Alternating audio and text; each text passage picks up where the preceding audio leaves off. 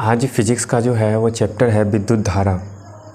ठीक है, फिजिक्स का चैप्टर जो है वो है विद्युत धारा।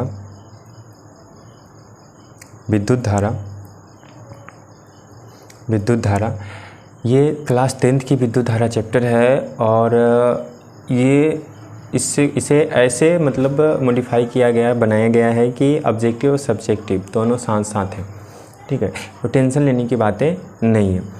सबसे पहला टॉपिक जो है वो है आपका आवेश। ठीक है, यानी कि चार्ज किसे कहते हैं? तो चार्ज ऐसे समझ सकते हैं कि आंतरिक गुण को क्या करता है, दर्शाता है। चार्ज किसको दर्शाता है? आंतरिक गुण को। चार्ज भैया आंतरिक गुण को दर्शाता है। तो इसको ऐसे समझ सकते हैं कि आंतरिक गुण होता क्या है। तो जैसे मान के चलो कि हम हैं, मेरे अंदर गुण है, तो मैं तो ऐसे ही गुण का प्रदर्शन नहीं करूँगा। ठीक है, सभी के सामने नहीं। कभी कभी जब ऐसा मुसीबत आता है तब जाके गुण दिखाया जाता है कि हाँ देखो मेरे पास ये गुण है ना। तो इसको क्या कहते हैं? आंतरिक गुण। समझते हैं ऐसे कि विद्युत आवेश प्रत्येक वस्तु या आंतरिक गुण होता है, वस्तु का आंतरिक गुण होता है जिसे घर्षण द्वारा उत्पन्न किया जाता है। जिसे क्या क्या जाता है? घर्षण द्वारा उत्पन्न किया जाता है। जैसे मान के चलो कि ये लकड़ी का टुकड़ा है, ये भी एक लकड़ी का टुकड़ा है। इसको जब हम आपस में ऐसे रगड़ेंगे तो एक का आवेश दूसरे पे क्या हो जाएगा? स्थानांतरण हो जाएगा। यानी कि इसका आवेश इस पे क्या हो जाएगा? स्थानांतरण हो जाएगा। तो एक का गुण दूसरे पर चला जाएगा, यानी कि आंतरिक गुण ये दर्शा रहा है। ठीक है, अब इसके बाद अगले पॉइंट जो है वो है कि आवेश का ए सही मात्रक क्या होता है? कूलम। तो कूलम को क्या चीज सूचित करते हैं? सी से। कूलम को क्या चीज सूचित करते हैं? सी से। उसके बाद आवेश कितने प्रकार के होते हैं? तो आवेश भैया 2 प्रकार के होते हैं। कितने प्रकार के? 2 प्रकार के। एक होता है धनात्मक आवेश और एक होता है ऋणात्मक आवेश। कितने प्रकार के आवेश होते हैं? 2 प्रकार के, एक धनात्मक और एक ऋणात्मक। इंग्लिश में बोले तो पॉजिटिव चार्ज और इंग्लिश में पॉजिटिव चार्ज और निगेटिव चार्ज। धनात्मक आवेश का पॉजिटिव चार्ज और ऋणात्मक आवेश का निगेटिव चार्ज। ठीक है, बैटरी में भी इसी ढंग से हमको देखने को मिलता है, पॉजिटिव और निगेटिव। पॉजिटिव का मतलब उसमें चार्ज नहीं होगा और निगेटिव का मतलब उसमें चार्ज होगा। यानी कि पॉजिटिव कहे तो प्रोटॉन की मात्रा क्या होती है? उसमें कम होती है, और इलेक्ट्रॉन की मात्रा क्या होती है? ज़्यादा। ठीक है, अब उसके बाद कहता है कि आवेश का क्या चीज़? गुण। आवेश के आंतरिक गुण क्या क्या चीज़ है उसके बारे में थोड़ा हम लोग जानते हैं। तो सबसे पहले जो है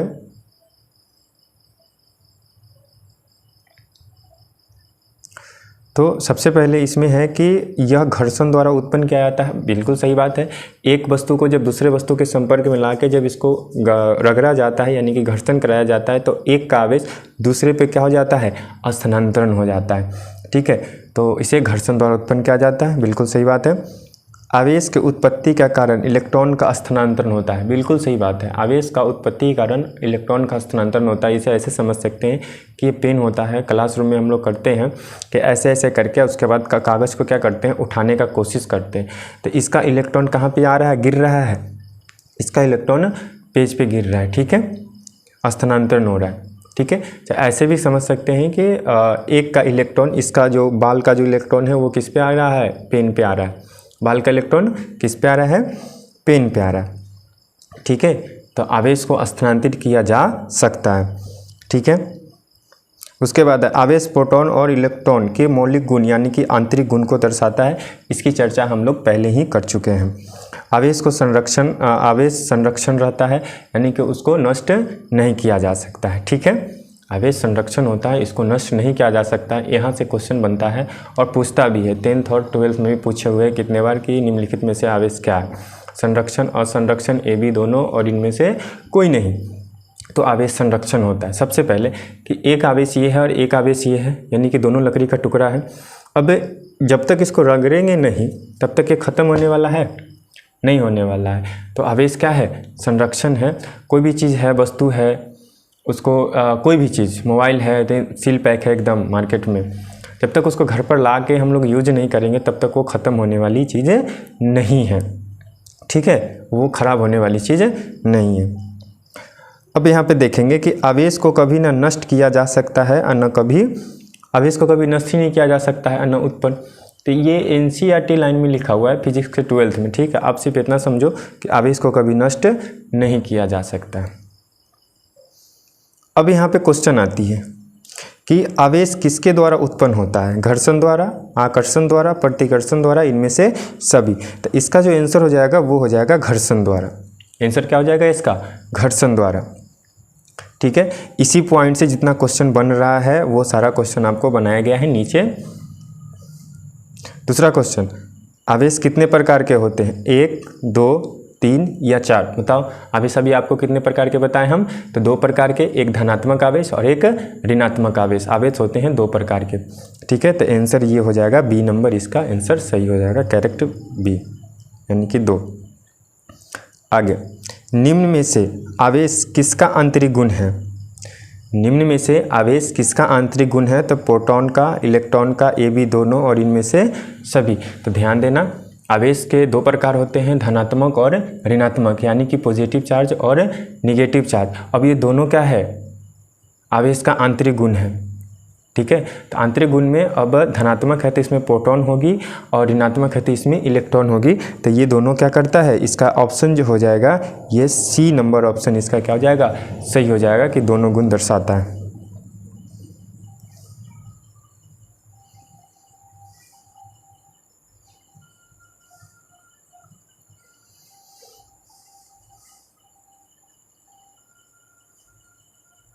आगे बढ़ते हैं कि निम्न में से किसको संरक्षण किया जा सकता है, निम्न में से किसको संरक्षण किया जा सकता है।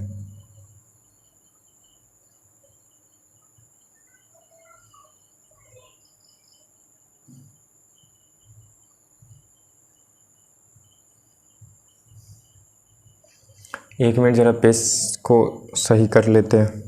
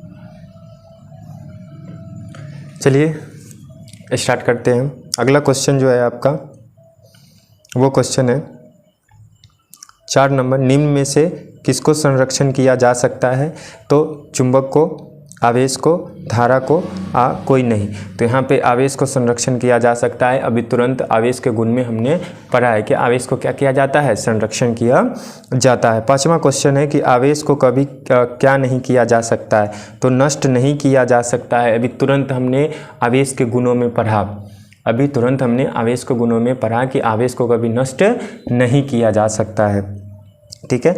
अब बात आती है धनात्मक आवेश। आवेश के हमने कितने प्रकार पढ़े, आवेश के हमने 2 प्रकार पढ़े, एक धनात्मक आवेश और एक ऋणात्मक आवेश। ये आवेश के 2 प्रकार थे, ठीक है। अब यहाँ पे धनात्मक आवेश के बारे में पढ़ते हैं।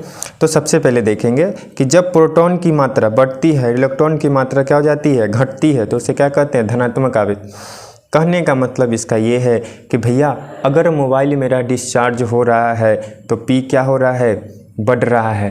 अब पी क्या हो रहा है, बढ़ रहा है, ठीक है। और ई क्या हो रहा है, घट रहा है, यानी कि प्रोटॉन बढ़ रहा है और इलेक्ट्रॉन घट रहा है, तो मेरा मोबाइल क्या हो रहा है, डिस्चार्ज हो रहा है। तो इसे धनात्मक आवेश का एग्जाम्पल समझ सकते हैं, ठीक है। यहाँ पे देख सकते हैं अर्थात में लिखा हुआ है पी बढ़ रहा और ई क्या हो रहा है, घट रहा है। उसके बाद है ऋणात्मक आवेश। कहता है कि जब प्रोटॉन की मात्रा घटती है, इलेक्ट्रॉन की मात्रा बढ़ती है, तो उसे क्या कहते हैं? ऋणात्मक आवेश कहते हैं। उसी प्रकार से है कि P क्या हो जाएगा? घटेगा, और E क्या हो जाएगा?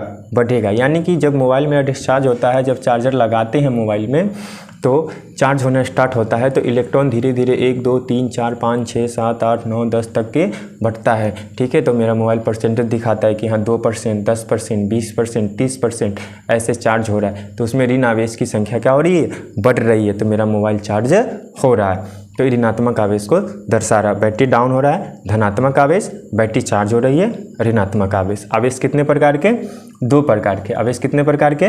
2 प्रकार के होते हैं, एक धनात्मक और एक ऋणात्मक। अगर आवेश का गुण पूछा जाए तो 2 गुण याद रखिएगा कि आवेश को स्थानांतरण किया जा सकता है, एक स्थान से दूसरे स्थान ट्रांसफ़र कर सकते हैं, और दूसरा आवेश को संरक्षण किया जा सकता है, और आवेश को कभी नष्ट नहीं किया जा सकता है। ये है आवेश के गुण, यानी कि मौलिक गुण जिसको बोलते हैं। एग्जाम में पूछ देगा कि बताइए आवेश का मौलिक गुण कौन कौन है, 2 मौलिक गुण का उदाहरण दे, तो 2 मौलिक गुण लिखे, है ना? तो लिख दीजिएगा 2 3, जितना आपको याद हो उतना लिख दीजिएगा कि आवेश को कभी नष्ट नहीं किया जा सकता है, आवेश संरक्षण होता है, आवेश को संरक्षित किया जा सकता है, और आवेश का स्थानांतरण किया जा सकता है। ठीक है, ये बातों को ध्यान में रखना है। अब आता है कूलम्ब का नियम। कूलम्ब के नियम में बहुत ही इंपॉर्टेंट चीज़ एक है, उसको हम लोग पढ़ते हैं, समझते हैं। कूलम्ब का नियम ना 2 बिंदुओं के लिए है। कितने बिंदु के लिए? 2 बिंदु के लिए कूलम्ब का नियम ही है। 2 बिंदु से ज़्यादा के लिए कूलम्ब का नियम नहीं है। अब ऐसा क्यों है? 2 बिंदु के ज़्यादा और 2 बिंदु से कम, तो 2 बिंदु से ज़्यादा के लिए ना अध्यारोपण का सिद्धांत है। क्या चीज़ का सिद्धांत? अध्यारोपण का सिद्धांत, है ना? ये भी क्या करता है? जोड़ने का काम करता है, यानी कि योग करने का काम करता है। और कूलम्ब का नियम भी क्या करता है? योग करने का काम करता है, यानी कि जोड़ने का काम करता है। इसे देखते हैं, समझते हैं।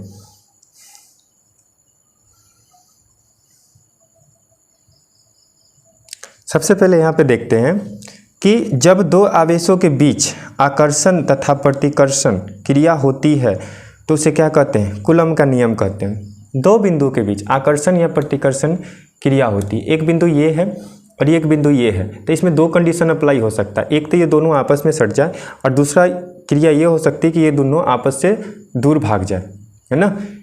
2 बिंदु है, एक ये है और एक ये है, तो दोनों एक दूसरे के संपर्क में आ जाए, यानी कि आकर्षण हो जाए, और दूसरा ये है कि दोनों एक दूसरे से दूर भागे। ठीक है, तो इसे क्या कहते हैं? कूलम्ब का नियम। ऐसे भी समझ सकते हैं कि एक बिंदु ये है, एक बिंदु ये है, तो इसमें 2 क्रिया हो सकती है। एक क्रिया तो ये आपस में क्या हो? संपर्क में आ जाए, तो आकर्षण होगा, आकर्षण होगा।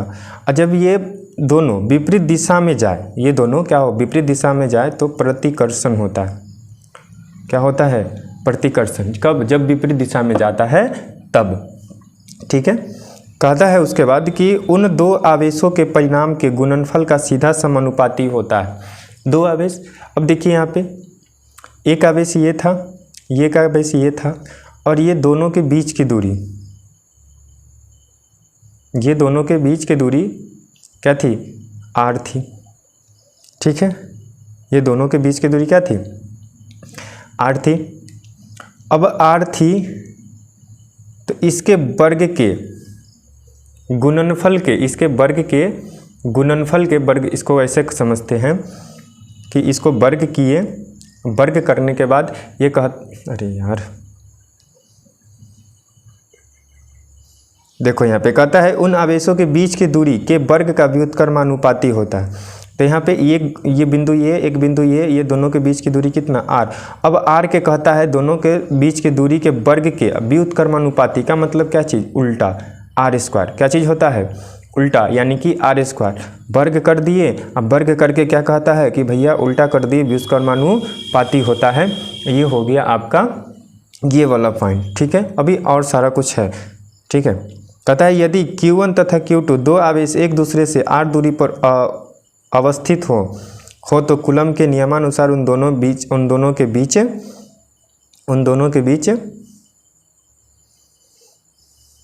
के बीच क्रियाशील बल। तो देखिए यहाँ पे बताया गया है, समझाया गया है।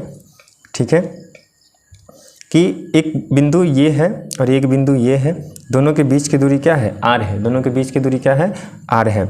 अब यहाँ पे कहता है कि दूरी के क्या होता है, व्युत्क्रमानुपाती होता है। तो देखिए दूरी क्या हो रहा है, व्युत्क्रमानुपाती है। ये नहीं समझ में आया कि कहाँ से आया है, तो इसको हम लोग ऐसे समझते हैं। यहाँ पे देखिए, यहाँ पे है लिखा हुआ, कहता है कि उन दो आवेशों के परिमाण के गुणनफल का सीधा समानुपाती होता है। उन दो आवेशों के परिमाण के गुणनफल का सीधा समानुपाती होता है। तो यहाँ पे वही चीज़ है, यहाँ पे लिखा हुआ कि बल किसके समानुपाती है, ये दो आवेश के समानुपाती है। यानी कि F समानुपाती किसके है, Q1 Q2 के है। F समानुपाती किसके है, Q1 Q2 के है। ठीक है, F समानुपाती। अब यहाँ पे दूरी के वर्ग के व्युत्क्रमानुपाती होता है, तो F समानुपाती है वर्ग के व्युत्क्रमानुपाती। तो R तो लिखेंगे नहीं, इसको हम लोग कैसे लिखेंगे, ये लिखेंगे तो गलत हो जाएगा। इसको हम लोग लिखेंगे F समानुपाती है 1/r²। ठीक है, तो ये हो गया समीकरण 1 और समीकरण 2। अब यहाँ से मेन कंडीशन अप्लाई होती है। ये बोर्ड के एग्जाम में नहीं पूछता है, मगर पूछ दे तब क्या करेंगे। तो समीकरण 1 और समीकरण 2 को मिलाने पर हम पाते हैं कि F समानुपाती है Q1/Q2/r²। समानुपाती चिन्ह हटाने पर एक नियतांक लेते हैं। कुलम ने दो नियतांक को दिया, एक दिया K को और एक दिया 1/4πε0 को। तो 1/4πε0 का भी मान होता है, पहला दिया K, उसका मान होता है 9 × 10⁹ दूसरा दिया 1/4πε0, उसका भी मान कितना होता है, 9 × 10⁹। दोनों का मान क्या होता है, समान होता है। दोनों का मान क्या होता है, समान। तो हम ये लिए तब चाहे ये ले तब, बात क्या है, बराबर है। तो उसी प्रकार से मैंने दो सूत्रों को यहाँ पे क्रिएट किया, दो नहीं 3 सूत्र को क्रिएट किया गया। एक तो सूत्र है ये वाला, आपका सूत्र एक ये है, और एक सूत्र ये है। समानुपाती चिन्ह हटा के आपको यहाँ पे दे दिया गया K, और एक सूत्र जो होगा F बराबर 1/4πε0 Q1 Q2/r²। ठीक है, एक ये सूत्र है, इसको आप नोट डाउन कर ले और साथ साथ में कोशिश करें कि हम लोग नोट्स बनाएं। जैसे जैसे पढ़े वैसे वैसे नोट्स बनाएं, थोड़ा देर समय लेके। ठीक है, सारा कुछ लिखा हुआ है इसमें सारा कुछ लिखा हुआ है। अब यहाँ पे ध्यान देते हैं, कहता है कुलम का सूत्र क्या है। क्वेश्चन है कुलम का सूत्र क्या है। F समानुपाती है Q1 Q2/r² के। F समानुपाती F बराबर K × Q1 Q2r² के। A अभी दोनों इनमें से सभी। तो आपको ध्यान रखना है कि ये भी ऑप्शन सही है और ये भी ऑप्शन सही है, और इसमें एक और ऑप्शन रहता है 1/4πε0 × Q1 Q2/r²। तो ये भी ऑप्शन क्या होता, सही होता। ठीक है, तीनों ऑप्शन इसमें सही होता, मगर यहाँ पे 3 ऑप्शन नहीं है, 2 ही ऑप्शन है सही। तो A और B हम दोनों मारेंगे, यानी कि C नंबर ऑप्शन इसका क्या हो जाएगा, सही हो जाएगा। C नंबर ऑप्शन क्या हो जाएगा, इसका सही हो जाएगा। ये भी सही है और ये भी सही है। आगे, कुलम कितने बिंदु के लिए सत्य है। तो पहले बोले हैं कुलम कितने बिंदु के लिए सत्य है, 2 बिंदु के लिए कुलम सत्य है। ये वाला ऑप्शन इसका सही होगा। 2 बिंदु Q1 और ये बिंदु Q2, ये दोनों बिंदु के लिए सत्य है। 2 से अगर अधिक होता है तो अध्यारोपण का सिद्धांत लागू होता है। 2 से अगर अधिक होता है तो क्या चीज़ का सिद्धांत, अध्यारोपण का सिद्धांत। यहाँ पे कुलम का नियम काम नहीं करता है। कुलम साहब ने उसी ढंग से इसको डिज़ाइन किया है। कुलम के नियमानुसार 2 बिंदु आवेश के बीच कौन सा बल कार्य करता है। कुलम के नियम के अनुसार 2 बिंदु के बीच कौन सा बल कार्य करता है। तो पहले ही बताए हैं कि एक बिंदु ये है, एक बिंदु ये है। तो पहला तो ये बल ये होगा कि आकर्षण होगा, और दूसरा ये होगा कि ये क्या हो जाएगा, प्रतिकर्षण हो जाएगा। ठीक है, तो देखिए यहाँ पे आकर्षण, प्रतिकर्षण, ए अभी दोनों और इनमें से सभी। तो ध्यान रखना है कि इसका A और B दोनों आंसर होगा सही, यानी कि C नंबर ऑप्शन जो है इसका एकदम सही आंसर है। आगे बढ़ते हैं। आगे कहता है कि इलेक्ट्रॉन की अधिकता निम्न में से किसमें होती है। इलेक्ट्रॉन की अधिकता निम्न में से किसमें होती है। ये क्वेश्चन छूट गया था, कहाँ से, धनात्मक आवेश और ऋणात्मक आवेश का मैंने नहीं बना पाया, तो वहाँ से क्वेश्चन उठा के यहाँ पे डाल दिया। ठीक है, तो इलेक्ट्रॉन की अधिकता किसमें होती है, तो थोड़ा सा रिकॉल कर लेते हैं। जब धनात्मक आवेश की जब बात हुई थी तो वहाँ पे बताया गया था कि प्रोटॉन की मात्रा क्या होती है, ज़्यादा होती है, इलेक्ट्रॉन की मात्रा कम होती है। तो यहाँ पे तो ऋणात्मक आवेश तो, धनात्मक आवेश तो होगा नहीं। ठीक है, धनात्मक आवेश इसमें होगा नहीं। अब यहाँ पे ऋणात्मक आवेश की बात आती है, तो ऋणात्मक आवेश कहता है कि इसमें ऋणात्मक आवेश कहता है कि इसमें इलेक्ट्रॉन की मात्रा क्या होती है, ज़्यादा होती है, और प्रोटॉन की मात्रा क्या होती है, कम होती है। ठीक है, तो इसमें पूछ रहा है कि इलेक्ट्रॉन की अधिकता निम्न में से किस में होती है, तो इलेक्ट्रॉन में होती है, यानी कि ऋणात्मक आवेश में होती है। ऑप्शन इसका सी नंबर सही है। ऑप्शन इसका क्या है, क्या नंबर सही है, सी नंबर ऑप्शन इसका एकदम सही है। उसके बाद ये 10 नंबर क्वेश्चन नंबर 10 कहता है कि निम्न में से प्रोटॉन की अधिकता को कौन दर्शाता है। तो अभी धनात्मक ऋणात्मक बताएं कि धनात्मक में प्रोटॉन ज़्यादा होगा और ऋणात्मक में प्रोटॉन कम होगा। तो धनात्मक में प्रोटॉन ज़्यादा होगा, धनात्मक में क्या होगा, प्रोटॉन ज़्यादा होगा। यहाँ पे देख सकते हैं कि प्रोटॉन की अधिकता पूछ रहा है, तो ऋणात्मक में तो प्रोटॉन होगा नहीं, तो धनात्मक में क्या हो जाएगा, प्रोटॉन ज़्यादा होगा। तो ऑप्शन इसका ए नंबर ऑप्शन सही हो जाएगा। ठीक है, आवेश को प्रायः सूचित किया जाता है, आवेश को प्रायः सूचित किया जाता है। तो आवेश को Q से सूचित किया जाता है, P से सूचित किया जाता है, R से सूचित किया जाता है, S से सूचित किया जाता है। जी यहाँ पे ध्यान रखिएगा, आवेश को क्या चीज़ सूचित किया जाता है, Q से। क्या चीज़ से सूचित किया जाता है, Q से। आवेश के गुण में ही ये चीज़ हमको लिखना था, तो वहाँ पे भूल गए, तो यहाँ पे 3-4 पॉइंट ऐड कर दिए हैं। ठीक है, इलेक्ट्रॉन पर आवेश कितना होता है, एक इलेक्ट्रॉन पर आवेश कितना होता है, तो यहाँ पे ध्यान रखेंगे ऑप्शन नंबर जो है ये वाला ऑप्शन इसका क्या है, हो जाएगा, राइट आंसर हो जाएगा। 1.6 × 10⁻⁻⁹ कूलम कितना बार एग्जाम के बोर्ड एग्जाम के पेपर में पूछे हुए हैं क्वेश्चन, तो इसको भूलना नहीं है, इसको अच्छे से याद करना है। ठीक है, तो कूलम का नियम कितने बिंदु के लिए सत्य होता है, 2 बिंदु के लिए। एक इलेक्ट्रॉन का मान कितना होता है, 1.6 × 10⁻⁹ कूलम, या इलेक्ट्रॉन भी पूछ सकता है। ठीक है, आवेश पूछ रहा है तो यहाँ पे कूलम लगेगा। ठीक है, कूलम होगा। अब आवेश को क्या चीज़ सूचित किया जाता है, तो P से सूचित किया जाता है। क्या चीज़ से, P से। अब यहाँ पे बात आती है कि विद्युत धारा किसे कहते हैं, विद्युत धारा किसे कहते हैं। तो किसी चालक में प्रवाहित होने वाली आवेश की प्रवाह की दर को विद्युत धारा कहते हैं।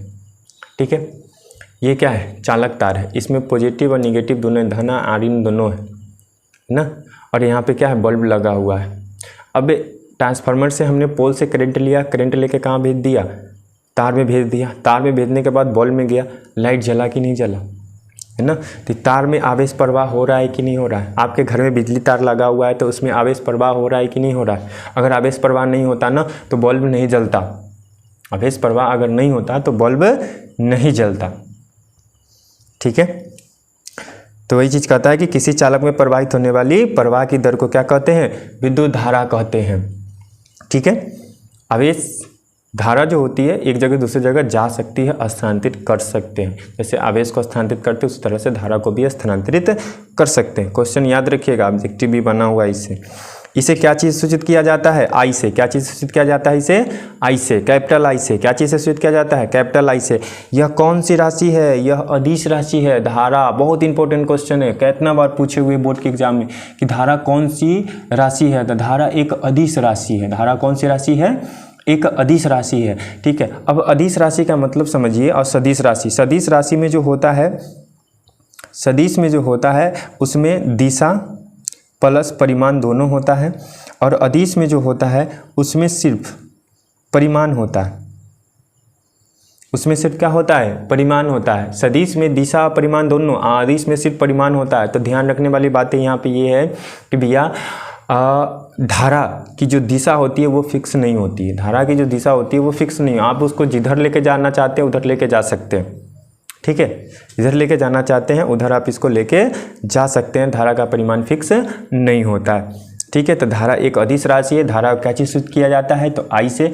धारा क्या चीज़ सूचित किया जाता है, तो आई से। अब यहाँ पे ध्यान देने वाली बात एक और है कि धारा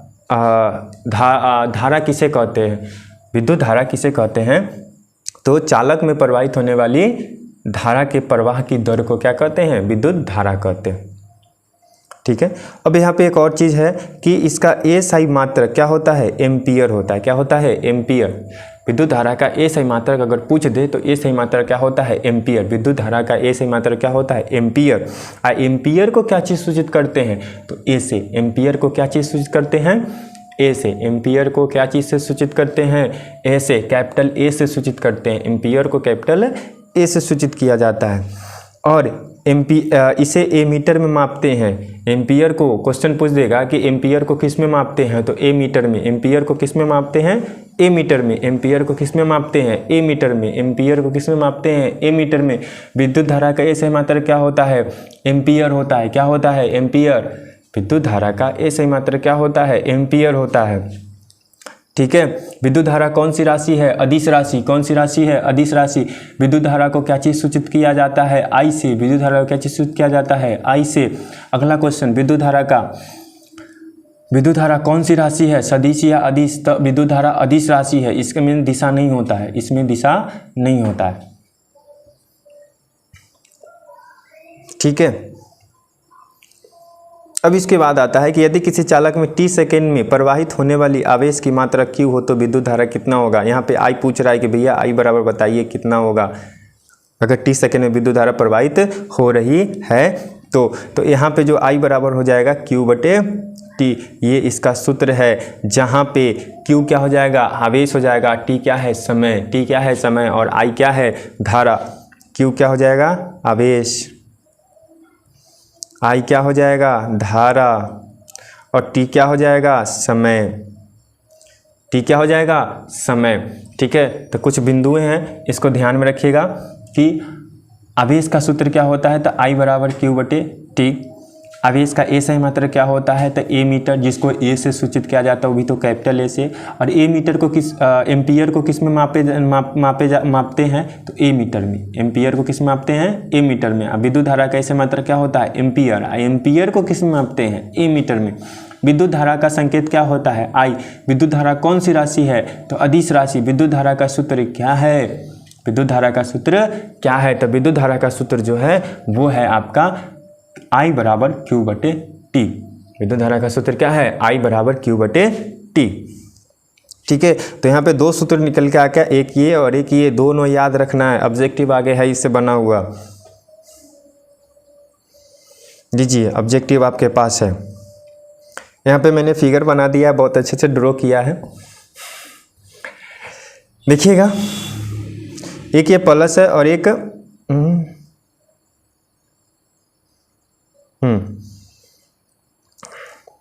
ये प्लस और ये माइनस है। देखिए यहाँ से यहाँ तक जा रही है धारा, यानी कि प्लस से किधर की ओर जा रही है? माइनस की ओर। जब आप 12th में जाएंगे तो इसको बारीकी से पढ़ने को मिलेगा। यहाँ पे ना जब 12th के जब फिगर में देखिएगा तो ये आपको प्लस रहेगा और ये भी क्या रहेगा? प्लस। इसका जो विद्युत क्षेत्र होता है वो क्या होता है? प्रतिकर्षण होता है। ये आपस में प्रतिकर्षण होते हैं, यानी कि ऐसे ऐसे जाता है ये। ठीक है। ये ऐसे ऐसे जाता है, ये एक दूसरे से क्या होता है? दूर भागता है। ये एक दूसरे से क्या होता है? दूर भागता है। ठीक है। मगर ये ऋणात्मक है, ये माइनस है, ये प्लस है और ये क्या है? माइनस है। तो भी यहाँ ध्यान देने वाली बात है कि एक का आवेश दूसरे पर जा सकता है, स्थानांतरण हो सकता है। तो देखिए यहाँ पे धारा का प्रवाह हो रहा है, येलो कलर का है, धारा का प्रवाह हो रहा है। ठीक है। और ये चालक तार है। ये क्या चीज़ है? चालक तार है। कुचालक तार नहीं, कुचालक तार में धारा प्रवाहित नहीं कर सकते। ये क्या है? चालक तार है। ये ऋणात्मक है और ये क्या है? धनात्मक है। और ये जो स्टैंड है ये कुचालक है। स्टैंड जो है वो क्या है? कुचालक है। स्टैंड जो है वो क्या है? कुचालक है। अब क्वेश्चन की ओर बढ़ जाते हैं। फिगर में कुछ रखा हुआ नहीं, इसे पहले मैंने समझ चुके हैं। अब एक चीज़ ध्यान देने वाली बात है यहाँ पे कि उच्च विभव लिखा हुआ है और यहाँ क्या लिखा हुआ है? निम्न विभव। तो धारा जब भी होती है तो उच्च से किधर की ओर जाती है? निम्न की ओर जाती है। धारा का जो प्रवाह होता है वो उच्च से निम्न की ओर जाती है। ठीक है। धारा कभी भी निम्न से उच्च की ओर नहीं आती। धारा का प्रवाह किधर से किधर की ओर होता है? उच्च से निम्न की ओर होती है। तो ये बात ध्यान रखना है कि अगर इधर के 5 एम्पियर धारा जा रहा है, इधर 5 एम्पियर है, इधर 3 एम्पियर है, तो धारा का जो दिशा होगा इधर से इधर होगा, न कि इधर से इधर। ये गलत हो जाएगा। ठीक है। ये क्या हो जाएगा? गलत हो जाएगा। जब भी होगा तो इधर से इधर जाएगा, न कि इधर से इधर आएगा। क्लियर है? चलिए आगे बढ़ते हैं क्वेश्चन की ओर। 13 नंबर क्वेश्चन है, चालक में प्रवाहित होने वाली आवेश की दर को क्या कहते हैं? चालक में प्रवाहित होने वाली आवेश की दर को क्या कहते हैं? तो विद्युत धारा जब स्टार्ट किए थे टॉपिक, उसी वक्त हम आपको बोले थे कि धारा कहते हैं। क्या कहते हैं इसको? धारा कहते हैं। आंसर क्या हो जाएगा? धारा। क्या हो जाएगा? धारा। अब ध्यान देने वाली बात है कि आवेश भी यहाँ पे दिए हुए हैं और धारा भी दिए हुए हैं। आवेश भी दिए हुए हैं और धारा भी दिए हुए हैं, तो आपको सिचुएशन के हिसाब से जाना है। ए बी दोनों आंसर हो सकता है। आवेश के बिना धारा नहीं हो सकता है, आवेश के बिना धारा नहीं हो सकता। पहले बाप की पहले बेटा, तो पहले बाप तब बेटा, ठीक है। तो पहले आवेश आया और उसके बाद धारा बना, ठीक है। तो ये अभी दोनों हो जाएगा आंसर, ये बात ध्यान रखिएगा। अगला क्वेश्चन आपका कि विद्युत धारा को प्रायः सूचित किया जाता है क्या चीज़ से? आई से, जे से, के से और एम से। अभी तुरंत बोल बोल के मैं थक गया हूँ कि क्या चीज़ से? आई से सूचित किया जाता है विद्युत धारा को। क्या चीज़ से सूचित किया जाता है? आई से। क्या चीज़ से सूचित किया जाता है विद्युत धारा को? आई से। उसके बाद अगला क्वेश्चन 16 नंबर, विद्युत धारा कौन सी राशि है? तुरंत बताएं कि विद्युत धारा में दिशा नहीं होती है, विद्युत धारा में दिशा नहीं होती है, विद्युत धारा में सिर्फ परिमाण होता है। विद्युत धारा में क्या नहीं होती है? दिशा नहीं होती है, विद्युत धारा में सिर्फ परिमाण होता है। तो परिमाण होता है तो क्या कहलाएगा? अदिश कहलाएगा। क्या कहलाएगा? अदिश कहलाएगा। तो इसका आंसर जो हो जाएगा वो बी नंबर ऑप्शन सही है। विद्युत धारा का ए सही मात्रा क्या होता है? तुरंत बताएं विद्युत धारा का ए सही मात्रा क्या होता है? एम्पियर। क्या होता है? एम्पियर, जिसे कैपिटल ए से सूचित किया जाता है, ठीक है। देखिए यहाँ पे एम्पियर भी ऑप्शन में है, ऑप्शन नंबर बी और ऑप्शन नंबर ए दोनों ऑप्शन क्या है इसका सही है, यानी कि सी नंबर ऑप्शन इसका सही हो जाएगा। एम्पियर इसका राइट आंसर हो जाएगा, ठीक है। ए मीटर को मापा जाता है, ए मीटर को मापा जाता है, एम्पियर को मापा जाता है। तो एम्पियर को किसे मापते हैं? ए मीटर में। किस में मापते हैं? एम्पियर में। अभी तुरंत बताएं कि एम्पियर को किसे मापते हैं?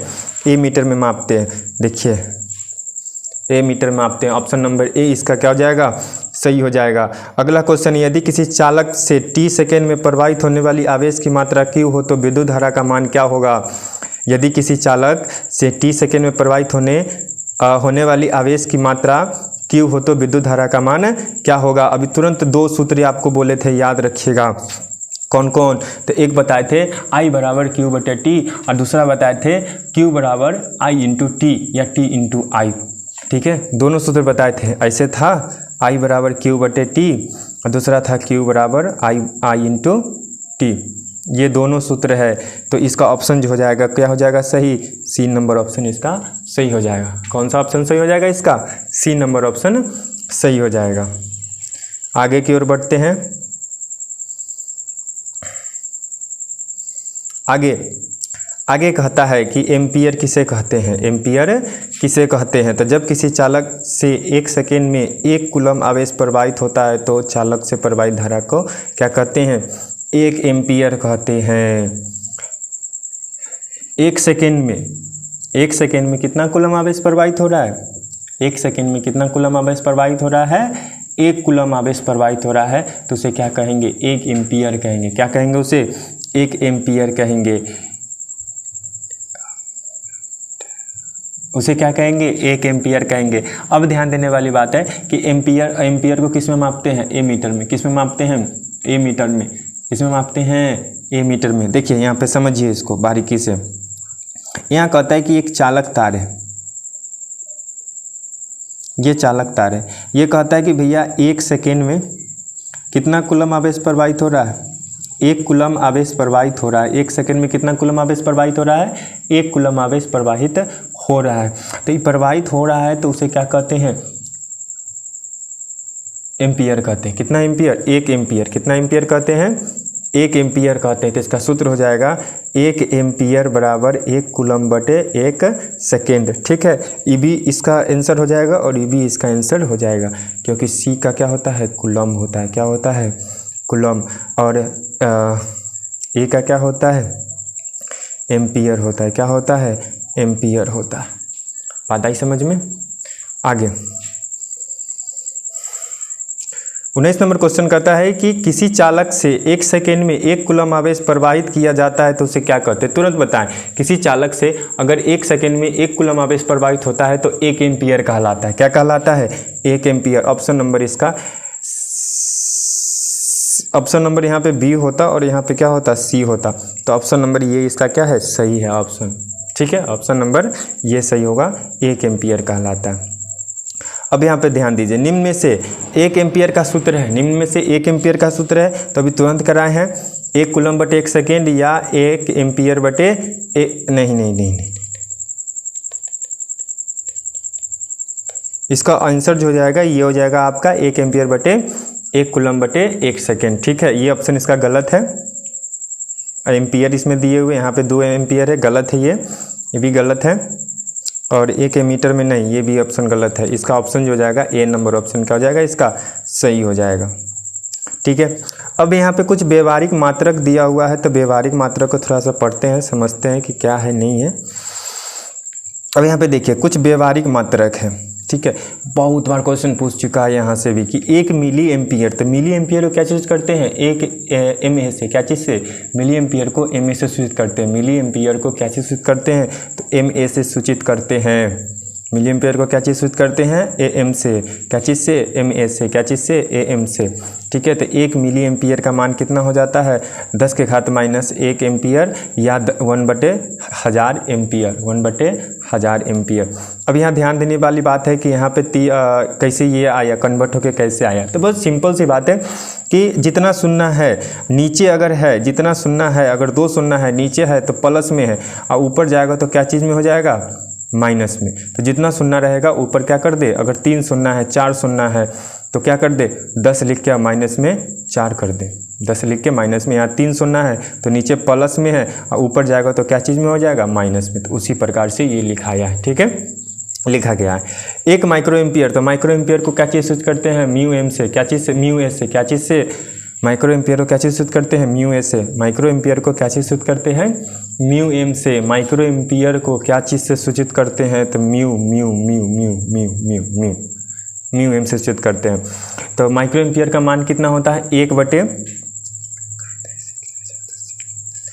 माइक्रो एम्पियर का मान कितना होता है, 1/10 लाख, 1 कितना 10 लाख एम्पियर। इसको कन्वर्ट करके कितना लिख दिए, 10 के घात माइनस 6। गिनो, 1 2 3 4 5 6, 10 के घात माइनस 6 है। अब यहाँ पे 6 माइनस 6 कैसे है, तो मैंने पहले ही बताया कि नीचे है तो प्लस में, ऊपर जाएगा तो माइनस में। तो कहाँ चला गया, शून्य ऊपर में चला गया, 10 के घात माइनस 6 एम्पियर। ठीक है, आगे है कि 1 किलो एम्पियर, तो किलो एम्पियर को क्या चीज़ करते हैं, क्या चीज़ से सूचित करते हैं, किलो एम्पियर को के ए से सूचित करते हैं। किलो एम्पियर को क्या चीज़ से सूचित करते हैं, के ए से सूचित करते हैं। तो ठीक है, तो किलो एम्पियर का मान कितना होता है, 1000 एम्पियर। क्या होता है, किलो एम्पियर का मान 1000 एम्पियर। 1 किलो एम्पियर का मान कितना होता है, 1000 एम्पियर। और 1000 एम्पियर, अब यहाँ पे ध्यान देने वाली बात है कि यहाँ पे माइनस नहीं है, तो बुआ यहाँ पे बटा नहीं है, 1/1000 नहीं है, इसलिए यहाँ पे माइनस नहीं है, ये पहले से ही प्लस में है।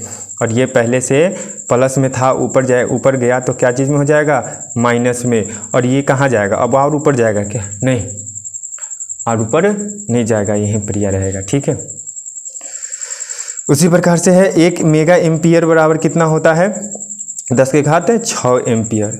1 मेगा एम्पियर बराबर कितना होता है, 10 के घात 6 एम्पियर। तो हम लोग ने आज जो कंप्लीट किया वो धारा चैप्टर पूरा धारा का टॉपिक कंप्लीट कर लिया है, विद्युत धारा का, यानी कि धारा, विद्युत धारा किसे कहते हैं। ठीक है, उसके साथ साथ जो भी ऑब्जेक्टिव बनती थी उसको भी हमने क्या कर लिया, कंप्लीट कर लिया। ठीक है, नेक्स्ट क्लास की बातें, नेक्स्ट जो बचा हुआ है उसको नेक्स्ट क्लास में देखेंगे। चलिए फिर मिलते हैं।